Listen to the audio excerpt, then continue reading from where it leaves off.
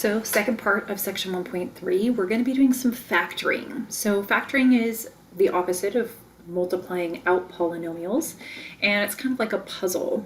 So we're going to take a look at the steps of factoring and see if there's kind of a way we can methodically take a look at factoring. So the first step, anytime you are asked to factor, is to take out the greatest common factor, if there is one. And so I'm going to do this slowly with the first one, but from then on, go a bit faster. But we have two terms in this first example. We've got a binomial here, and I'm going to break it apart. So I have 3 times x times y minus 15, which can be written in a couple different ways, but its prime factorization would be 3 times 5 times x times y times y. And then we're just looking for anything that they have in common, any common factors. We can see that they both have a 3, they both have an x, and they both have a y. So our greatest common factor would then be 3xy, and that's what we're going to take out. So we factor out a 3xy. We're still going to have a binomial in parentheses, and it's going to be made up of any of the factors that we were not able to factor out. So we have an x from the first term. Notice if we multiply that back out, we get 3x squared y. From the second one, we have a 5 and a y with that minus in the middle, so 5y.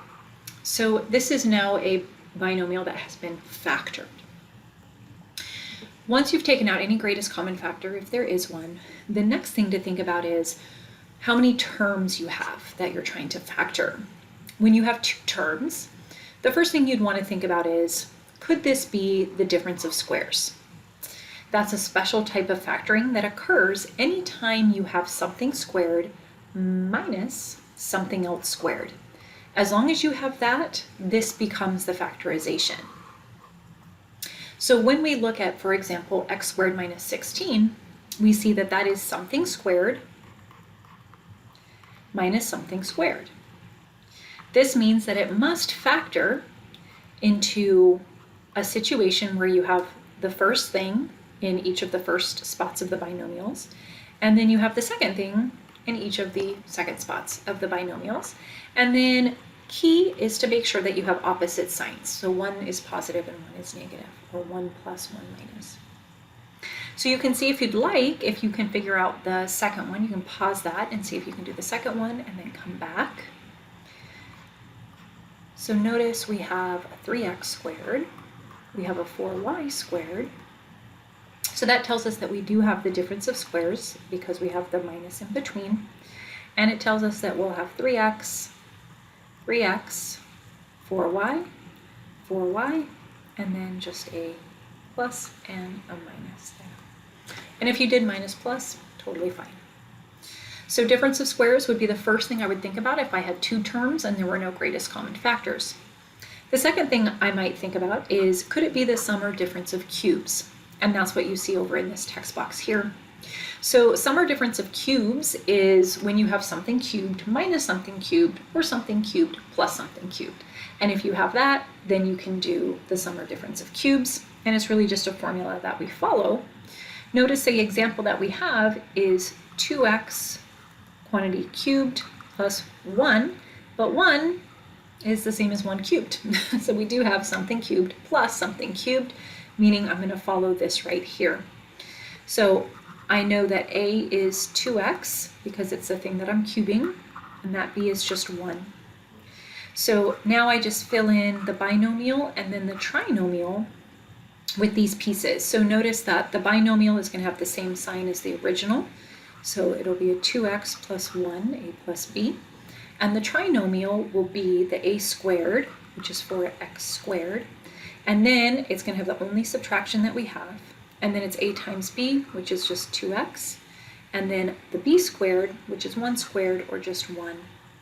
So now we have factored this sum of cubes into how it factors, which is a binomial times a trinomial.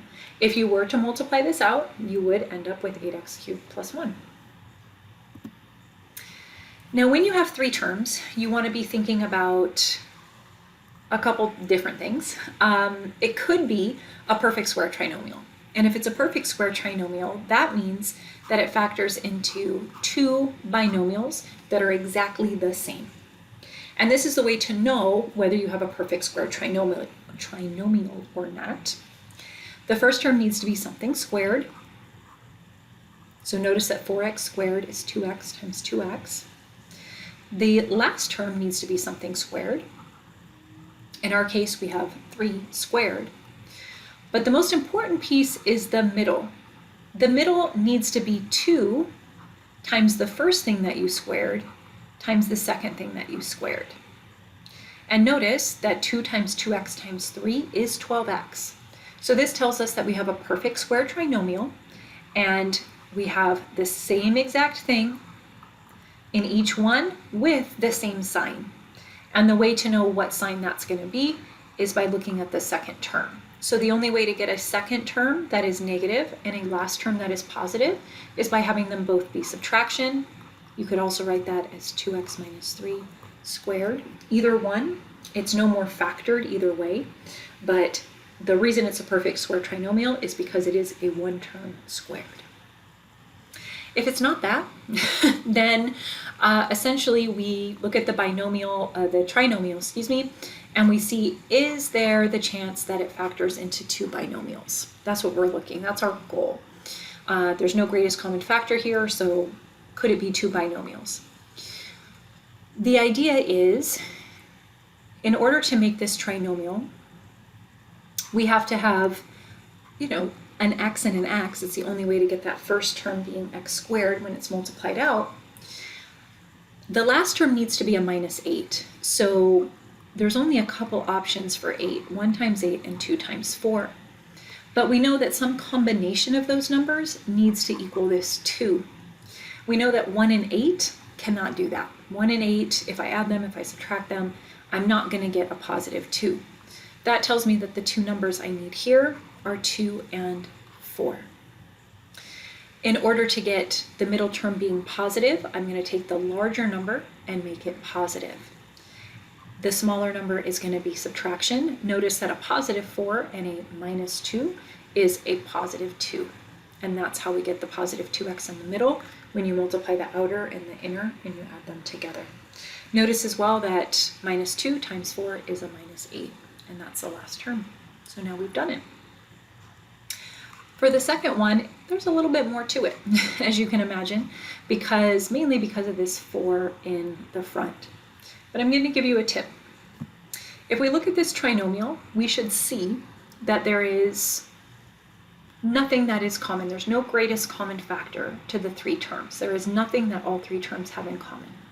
What that means is that if it does in fact factor into 2 binomials, the binomials cannot have a common factor within them, meaning that this, for example, could not be one of my factors. It is not possible, because if it were one of my factors when I do this, then it means that I should have been able to factor out the 2 in the first place, which I couldn't do because there's no greatest common factor in the whole thing.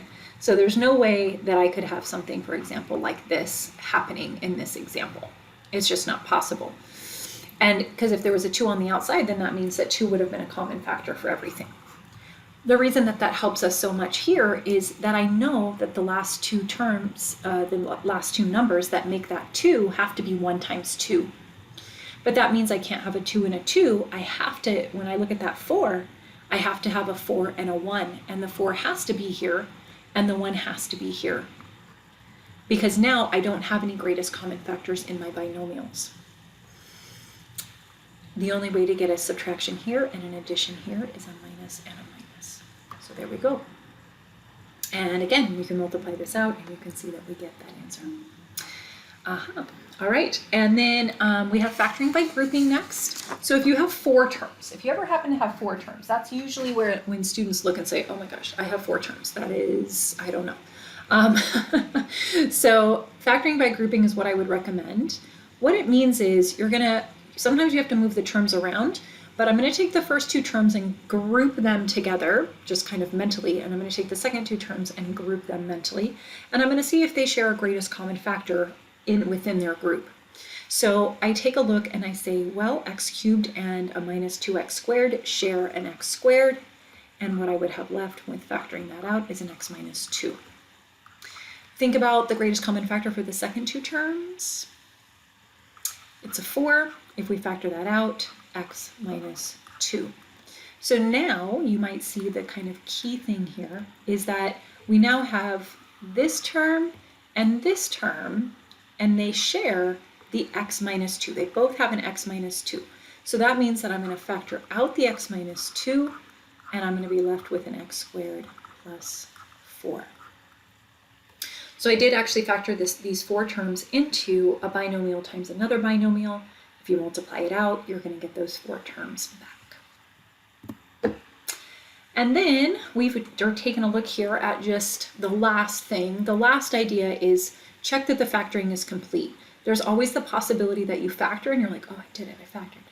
But then you could have gone further. You could have done more. So factoring completely means there's nothing else you can factor. There's nothing, none of these things we've already seen can you do any more of. So taking a look at the first one, if you want, you can pause and see if you can pull out the greatest common factor.